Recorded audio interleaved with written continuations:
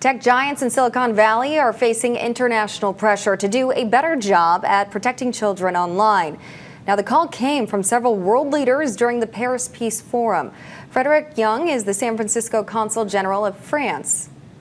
Frederic, thank you for joining us. Thank you, Amanda, for having me. So first, do you think the government should step up and regulate social media? Well, I think it's an issue which is shared all across the world. And certainly we've seen that the issue of tech regulation is an important one since January 6th and the attack on the Capitol.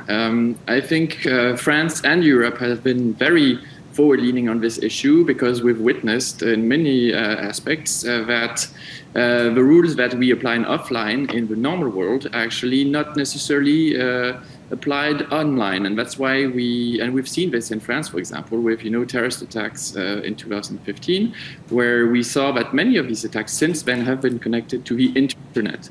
And so this is why on the issue of terrorism, for example, but also on the issue of hate speech and on the issue which you just mentioned of protection of children, we noticed that on the internet there are actually many loopholes that need to be filled, and for this we want to engage with the industry and eventually, if it's necessary, regulate.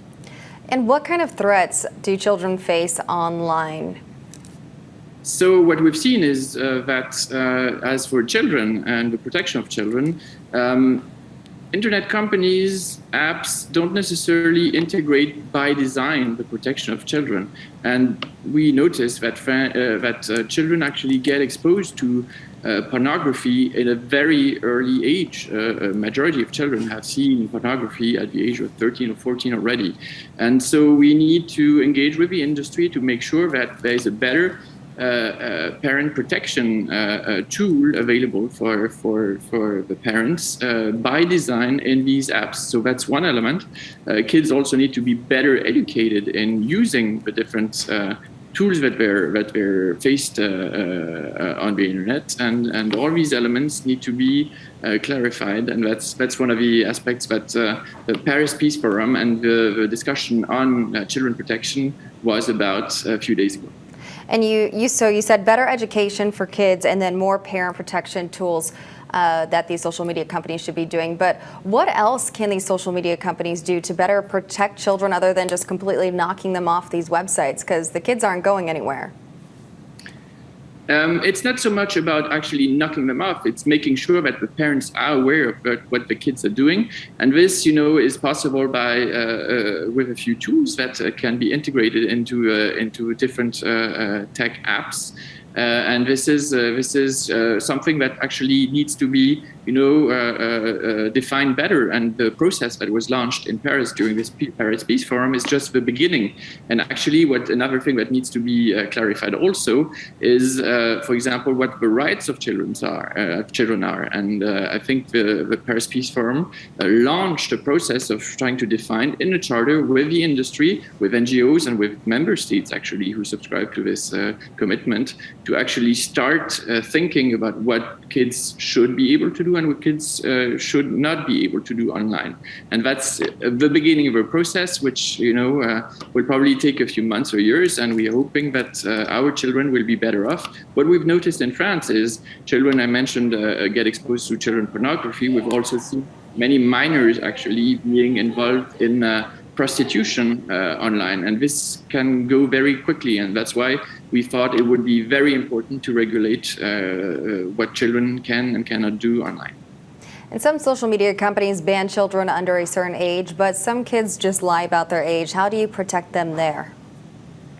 Well, I think it's important that parents get the tools to actually know what kids are doing. And yes, it is true that it is easy to click and say you're above a certain age, but if your parent is able to see remotely, and it needs to be defined under what circumstances, what you're doing, at what time you're doing it, well, that would allow a better protection of our children.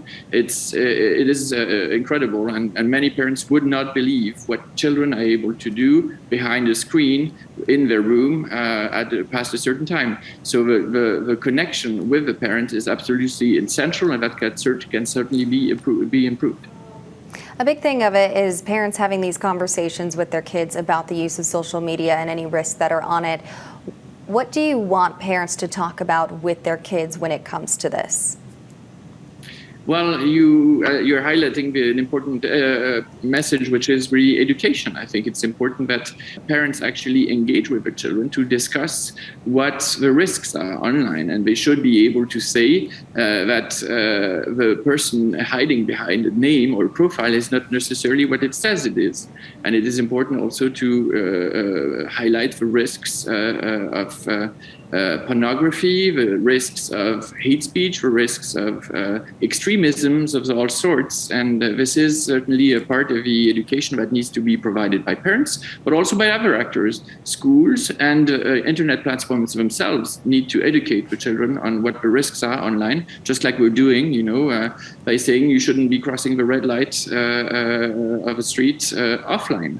So these are basic education methods that need to be applied also to children, and it's something because the internet expansion is going so fast that governments, schools, educators have not been sufficiently keeping track of. The internet can be used for so much good, but the kids need to know how to use it right.